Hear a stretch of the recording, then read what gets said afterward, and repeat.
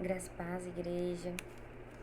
Fico muito feliz de voltar a falar aqui sobre o nosso projeto e eu vou falar sobre o livro do Tiago. Há vários líderes cristãos chamados Tiago no Novo Testamento. Em especial, esse livro de Tiago, muitos intérpretes assim afirmam que o Tiago que escreveu o livro de Tiago é o Tiago, meu irmão de Jesus, e que era um líder, muito respeitado, era um líder de autoridade para aquele povo. Então, quando ele inicia o livro de Tiago, ele vem aqui e fala, primeiro capítulo inicia-se assim: Tiago, servo de Deus e do Senhor Jesus Cristo, às 12 tribos, ou seja, para as 12 tribos, que em geral seriam os judeus, dispersas entre as nações. Então, ele dispensa apresentações. Ele não vem falar, eu sou Tiago, irmão de Jesus, ou é isso, ou aquilo. Ele simplesmente fala que ele é Tiago. Então, a gente percebe que é um líder de autoridade para aquele povo. Por isso que, quando ele vai descrever aqui as suas palavras, no livro de Tiago, ele é muito incisivo, ele é duro, ele é sem papas na língua, ele vem e coloca de forma objetiva. Então, eu creio que por conta de que era um líder de autoridade, que tinha uma certa fama, que tinha um certo nome naquele povo, naquela época.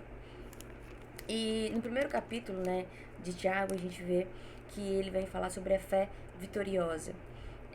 Então, quando a fé diante das nossas provas e tentações, e o quão importante que nós temos que praticar a palavra, porque muitas vezes as pessoas, elas falavam, da palavra de Deus, só que não praticavam de forma genuína. Então ele vem falar da nossa fé vitoriosa. O capítulo 2, ele vem ter a nossa fé de forma manifestada. Então, quando ele vem no capítulo 2, ele começa a falar, a proibição de acepções de pessoas, o domínio sobre a língua. Isso é muito importante. E essa questão da acepção sobre as pessoas, como ele estava falando, para o povo judeu ali, eu creio que é um povo, de certa forma, como eu posso falar? Próspero, um povo próspero. Então, e quando ele fala, dispersas entre as nações, eu acredito que ele estava falando diretivamente, direta ou de forma objetiva, que as pessoas iriam encontrar pessoas mais humildes, pessoas pobres, e que nós não deveríamos fazer exceções entre as pessoas, porque muitas vezes é melhor estar perto de pessoas que vão nos dar alguma coisa em troca, do que ter paciência e continuar perto daquelas pessoas que Deus colocou no nosso caminho ali. Então ele vem falar sobre a fé de forma manifestada.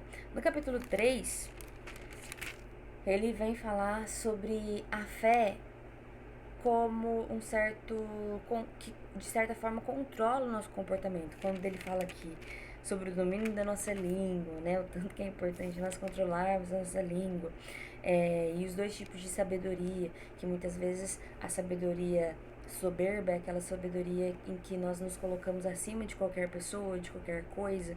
Então eu fiz porque eu sou uma pessoa inteligente, eu fiz porque eu sei lidar com isso. E essa é uma sabedoria soberba.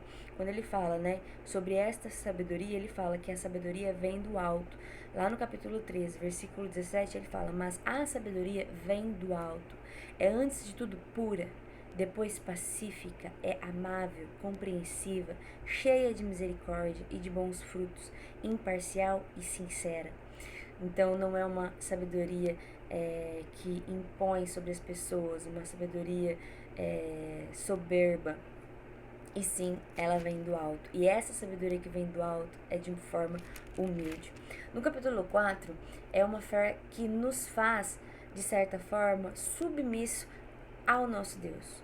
Então ele já inicia o capítulo 4 falando a submissão a Deus. E no capítulo 4, versículo 13, ele fala da incerteza dos planos humanos. Nós somos humanos, nós somos falhos. Muitas vezes, quantas vezes, né, nós colocamos em prática os nossos planos, a gente planeja, a gente tem os nossos planejamentos, né, ali anotados os nossos papéis, porém, quando a gente vai colocar em prática, muitas vezes não sai do jeito que a gente imaginou e a gente fica muito frustrado. E a frustração muitas vezes nos paralisa. E quando ele vem aqui, ele coloca que se o Senhor permitir, ele ainda é Deus, né? Ele ainda vai cuidar de nós, ele ainda vai manifestar a sua presença sobre as nossas vidas. Se for da permissão de Deus, nós faremos. Se não for da permissão de Deus, nós não faremos. E a gente tem que lidar com essa frustração. Nós temos que ter sabedoria para conseguir lidar com essas frustrações. No capítulo 5, é uma paciente, expectante fé. Quando ele vem falar, né, sobre a advertência dos ricos opressores, quando ele vem falar sobre a paciência nos sofrimentos, é algo que me chamou muita atenção. Que no capítulo 5, versículo 10, fala assim: irmãos, tenham os profetas que falaram em nome do Senhor como exemplo de paciência diante do sofrimento. A nossa paciência, ela é exercida, ela é desenvolvida em momentos de angústia, em momentos de aflição, em momentos de sofrimento. A gente nunca exerceu uma paciência na diversão, né? Quando tá todo mundo descontraído. Não, a gente exerce a nossa paciência, a gente desenvolve a nossa paciência em momentos de aflição e sofrimento. E muitas vezes Deus permite que passemos por tais coisas, por tais angústias, tais sofrimentos, para nos moldar em certa forma na nossa vida, para desenvolver a paciência, para conseguir, né, fazer com que tenhamos perseverança diante de um sofrimento, diante de uma angústia. Continuando no capítulo, ele fala: como vocês sabem, nós consideramos felizes aqueles que mostraram perseverança.